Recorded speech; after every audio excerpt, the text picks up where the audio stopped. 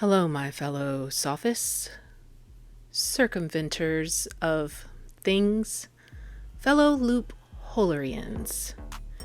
You know the drill. I'm the mother of 3 teenagers, so any singing, cleaning noises, or other things, it's them. No, there is no book review for today. Instead, what I bring you is another Twitter video, because I hate myself. I thought the last one went so well. Let's do that again.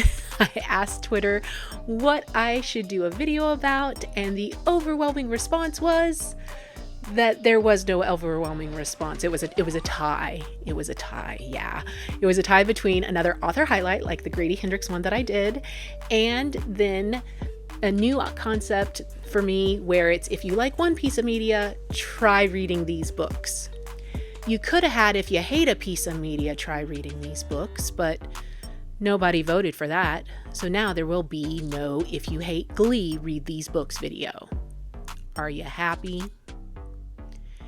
Today we are going to talk about if you like What We Do in the Shadows, try these books.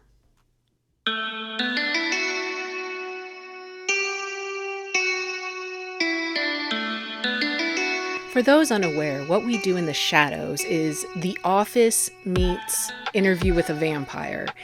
It's a documentary through their cameras. It's like they're not even here. It's a spoof docudrama television series that takes a dry, comedic look at the life of vampires. It originally started off as a movie by Taika Waititi and Jermaine Clement. Yeah, the So Shiny guy. So they were the original creators and the movie makers, but then it was turned into a television show, and I will argue anybody under the sun that the television show is so much better than the movie. If you like this dry comedic humor, if you like vampires or the supernatural, what books should you be trying? I'm not the first person to have the idea of, if you like this TV show, read these books. I have kind of browsed a couple of these lists, and I do want to just go ahead and preemptively say that whoever put certain dark things on their list, no, that is not a comedic book. It's a vampire book, but that's about it. I'm going to try to stick to humorous books or books that attempt humor or have a humor follow through, because to me, that's the biggest thing about this television show, is that it's got humor. I would also argue that Southern Book Club's Guide to Saying Vampires is also not a comedic book, and yet a lot of people, when they say, hey, if you like What We Do in the Shadows, read Southern Book Club's Guide to Slaying Vampires. Just because it's a Grady Hendrix book does not mean it's automatically a comedy.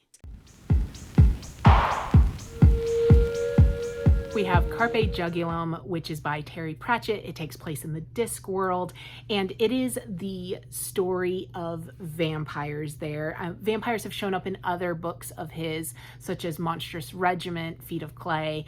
It kind of shows how vampires, like zombies and werewolves, are citizens that have quirks that just kind of have to be dealt with in society.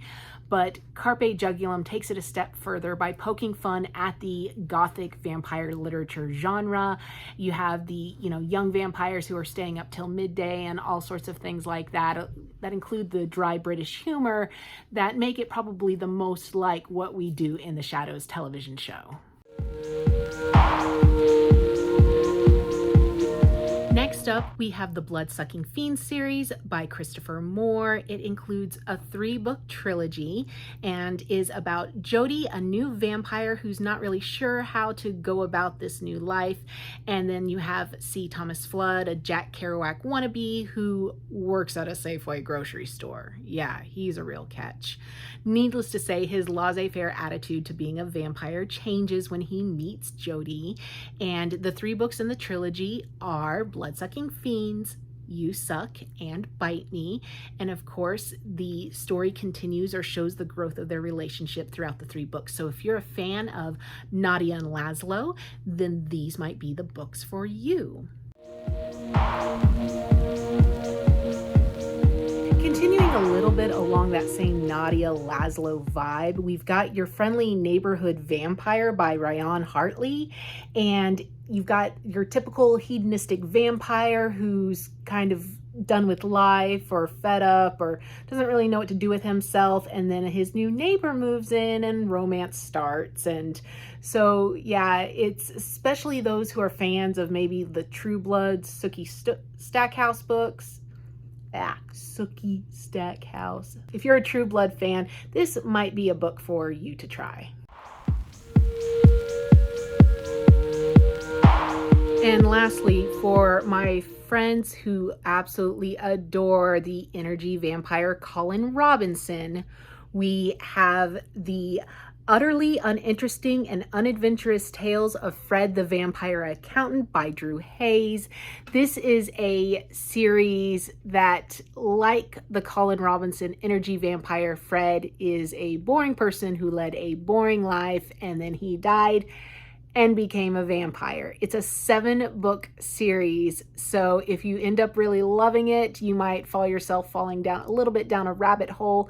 You can get all 7 books on Kindle for like $41, or you can buy them individually as well, but it's definitely one of those dry, sardonic type of stories that you can find, and it goes perfectly with the Colin Robinson energy vampire energy.